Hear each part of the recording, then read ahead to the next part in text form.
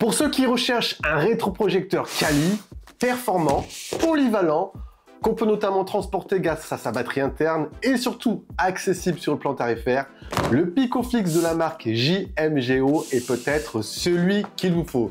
Salut les amis, c'est Jojo. Aujourd'hui, focus sur ce rétro, le Picofix, et il y a pas mal de choses à dire à son sujet.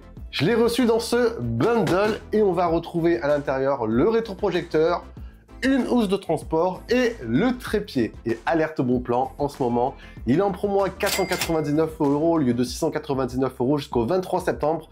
Donc c'est le moment d'en profiter, bien évidemment. Le lien est en description. Allez, on va se faire ensemble un petit unboxing très sympa. Alors, à l'intérieur, on va retrouver juste ici, vous avez une petite mallette avec bien évidemment notre rétro. Bon, on va se le mettre de côté, on viendra dessus un peu plus tard.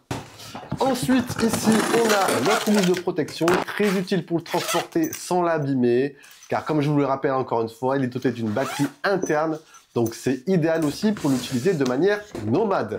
Et tout au fond, j'ai le trépied, et ça c'est parfait pour le stabiliser et ajuster la hauteur, et en même temps, toujours en parallèle, vous avez ce côté nomade, si vous voulez l'utiliser par exemple en extérieur.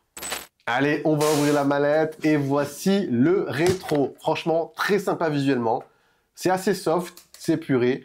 On est sur une forme cylindrique, je trouve vraiment moderne et élégant au premier regard, et ça c'est cool. Au niveau des dimensions alors, on est sur du 240 x 80 x 80 mm, et ce qu'on retiendra surtout entre les mains, c'est son poids plume, 1,3 kg, léger et idéal pour se glisser dans n'importe quel sac à dos. Bref, ça c'est franchement très pratique. On aura également une télécommande et un adaptateur secteur. Concernant le rétro, on est sur une finition noir mat, ce qui lui donne un petit côté premium. Après, l'élément qui se distingue le plus pour moi sur ce rétro, c'est bien évidemment ça. Je ne sais pas si vous l'entendez. C'est son système de gimbal rotatif intégré.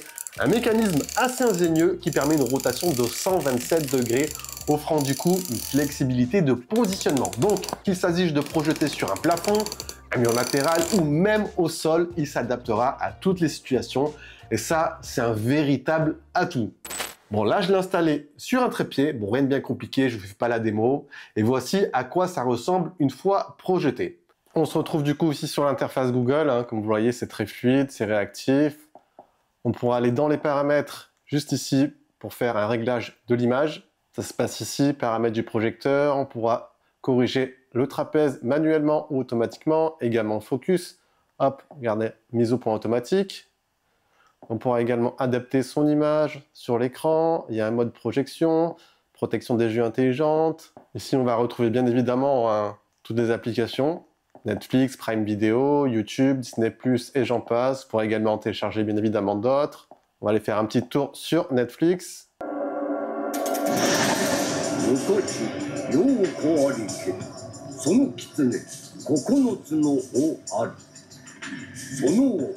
Alors honnêtement, j'ai été agréablement surpris de la qualité de l'image compte tenu de la taille compacte du rétro.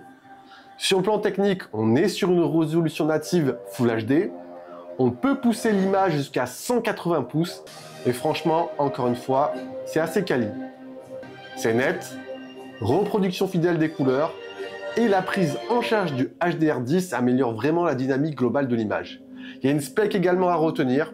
On a une luminosité maximum de 450 lumens. Du coup, il sera plus à l'aise dans des environnements sombres et faiblement éclairés, bien évidemment. Après, en présence de lumière, on peut constater que les performances diminuent légèrement. Bref, bien sûr, je vous conseille ici de privilégier un espace sombre pour optimiser davantage l'image. Côté interface, alors c'est tout simple. Vous avez l'intégration du système Google TV.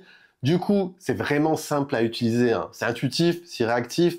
On s'y retrouve facilement. Vous avez accès à toutes vos applications de streaming vidéo, que ce soit Netflix, Prime Video, YouTube et j'en passe. Pour naviguer, c'est très simple. Cela se fait via la télécommande. Sur cette dernière, vous avez même un bouton Google Assistant, ce qui est très pratique pour le contrôle vocal et du coup la recherche de contenu. Et Google, mets de la musique libre de droit. Comme ça vous permet d'écouter un peu de son.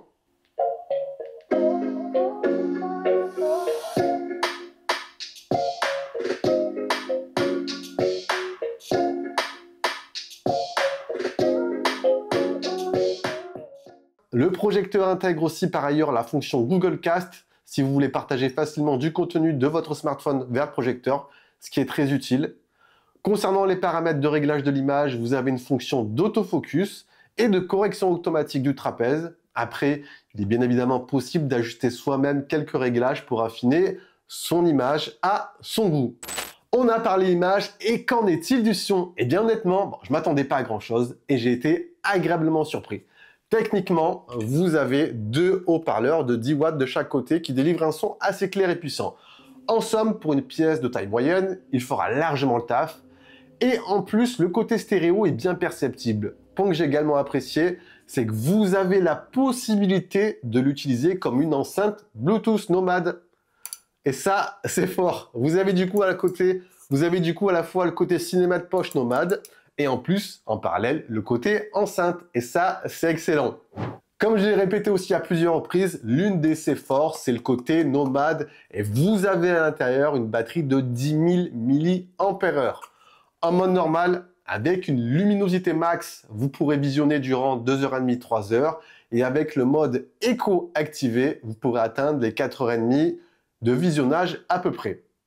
Si vous l'utilisez de manière nomade, on pourra ici ajuster le mode rétroéclairage. Vous avez le mode ultra avec la luminosité max, le mode standard ou le mode éco qui vous permet d'avoir un temps de visionnage d'à peu près 4h, 4h30, ce qui est plutôt pas mal en mode nomade. Hop, mode standard et mode éco. Sur l'aspect connectivité, très important, il embarque un port HDMI 2.0, ce qui permet de connecter facilement des consoles par exemple. J'ai testé avec ma Xbox et c'est franchement très immersif. Vous avez ensuite un port USB-A, un port USB-C et il est compatible Bluetooth 5.4 et Wi-Fi 6. En gros, pour ma part, le seul petit détail qui aurait pu être un poil poussé, c'est la luminosité. Après, au regard du prix du moment, 499 € avec ce pack, franchement, le rapport qualité-prix est juste excellent et bien évidemment, je le répète encore une fois, le lien est en description. Et voilà les amis, on a fait un tour du JMGO Picoflix. J'espère que cette mini review vous aura permis d'y voir un peu plus clair. Et sur ce, vous savez quoi, je vous dis bien sûr à la prochaine. Prenez soin de vous et ça c'est le plus important. Allez, ciao ciao!